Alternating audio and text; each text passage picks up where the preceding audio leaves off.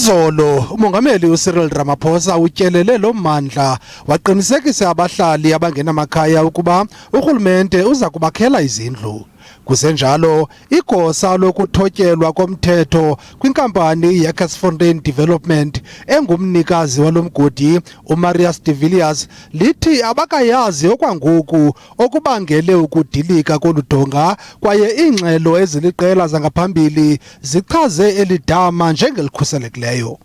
Yesterday our own engineering team as well as water affairs engineering and dam safety people were there.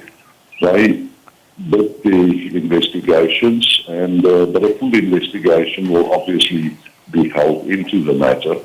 But at this stage we don't know. You know, all I can say is from the Iindaba development side is that we had in June of this year we had a dam safety report and the dam was declared safe.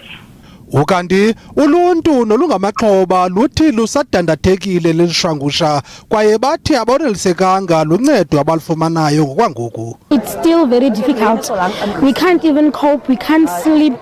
The way we are sleeping also, we must be three in a room. We don't have our privacy as a family, you see. So we don't know from here till which time we are going to sleep here.